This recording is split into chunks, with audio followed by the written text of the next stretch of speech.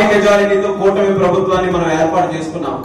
ఏర్పాటు చేసిన తర్వాత ఢిల్లీ స్థాయిలో కూడా ఎన్డీఏ ప్రభుత్వంలో తెలుగుదేశం పార్టీ ఒక కీలకమైనటువంటి పొజిషన్ లో ఉన్న సందర్భంలో మనకు కేంద్ర మంత్రి పదవి వచ్చింది. ఆ కేంద్ర మంత్రి పదవి చంద్రబాబు నాయుడు గారు మరొక ఆలోచన లేకుండా శ్రీకాకుళం పార్లమెంట్ సభ్యుడిగా గెలిచినటువంటి నాకు ఇస్తే ఆ రోజు కేవలం ఆనందపడింది నేను ఒక్కడనో, నా కుటుంబమో కాదు, యావత్ శ్రీకాకుళం జిల్లా అంతా కూడా నా బిడ్డకు వచ్చిందనే ఆనందం మీరందరూ కూడా వ్యక్తపరిచారు. అటువంటిది ఈ రోజు నేను ఈ స్థానంలో ఉన్నానంటే దానికి కారణం మన శ్రీకాకుళం జిల్లా ప్రజలు.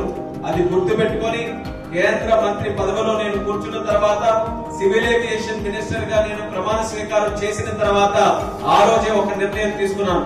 ఎట్టి పరిస్థితుల్లో మన శ్రీకాకుళం జిల్లాలో 10 కాలాల పాటు నిల్చుండిపోయే విధంగా ఒక ఎయిర్పోర్ట్ నిర్మించాలని ఆ రోజు ఒక నిర్ణయం తీసుకుని ముఖ్యమంత్రిగా చంద్రబాబు నాయుడు గారి దగ్గరికి వెళ్ళాను. వెళ్లిన తర్వాత చంద్రబాబు నాయుడు గారు రాష్ట్రం మొత్తం మీద ఉన్నటువంటి ఒక ప్లాన్ చెప్పారు. రాష్ట్రంలో ఈ రోజు 7 ఎయిర్పోర్ట్లు ఉన్నాయి, ఆ 7 కాస్త 14 చేయాలనంటే సార్ మనం 7ని 14 చేద్దాం, కానీ నాదొక కోరిక ఉంది, అందులో ఖచ్చితంగా శ్రీకాకుళం జిల్లా ఎయిర్పోర్ట్ కూడా ఉండాలని చంద్రబాబు నాయుడు గారికి చెప్తే నువ్వు చెప్పకపోయినా నా మనసులో కూడా అది ఉంది, శ్రీకాకుళంలో ఖచ్చితంగా ఒక ఎయిర్పోర్ట్ నిర్మిద్దామని చంద్రబాబు నాయుడు గారు కూడా తెలియజేశారు.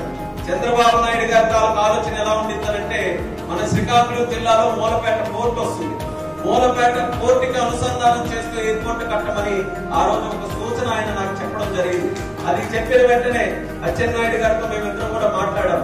చంద్రబాబు నాయుడు గారితో మాట్లాడితే శ్రీకాకుళంలో ఎయిర్పోర్ట్ కోసం ఆయన ముందుకు వెళ్ళమన్నారు, కాకపోతే మూలపేట పోర్టుతో పాటు అనుసంధానం చేసి అక్కడ కట్టమంటున్నారంటే అచ్చెన్నాయుడు గారు వెంటనే ఒకే మాట అన్నారు, మన టెక్కలి నియోజకవర్గానికి మూలపేట పోర్ట్ వస్తుంది, అది సరిపోతుంది, ఎయిర్పోర్ట్ గాని వస్తే మనం ఖచ్చితంగా పలాసలో ఏర్పాటు చేద్దాం, ఆ ప్రాంతాన్ని కూడా మనం డెవలప్ చేయాలని చెప్పి ఆయన కూడా సలహా ఇచ్చిన వెంటనే శిరీష్ అక్కకి అడిగాం.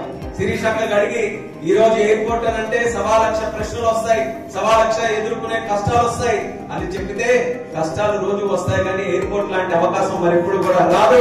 అటువంటి ఎయిర్పోర్ట్ నిర్ణయించుకొని పలాసలో పెడుతున్నారనంటే ఎంత కష్టమైనా పర్వాలేదు, పలాస అందరినీ కూడా కన్విన్స్ చేసుకుని వాళ్ళందరికీ కూడా నచ్చ చెప్పి మన పిల్లల కోసం, మన పిల్లల భవిష్యత్తు కోసం ఎట్టి పరిస్థితుల్లో పలాసలోనే ఎయిర్పోర్ట్ ని ఏర్పాటు చేయాలని కంకణం కట్టుకుని ఆ రోజు నుంచి కూడా మీ అందరి కోసం, మీకు తెలిసినా తెలియకపోయినా ప్రతి రోజు కూడా ఎయిర్పోర్ట్ కోసం అన్ని రకాలుగా కూడా మీకోసం కృషి చేసినటువంటి వ్యక్తి సోదరి మన శిరీష్ అక్క గారు కూడా ఈ సందర్భంగా తెలియజేస్తున్నా.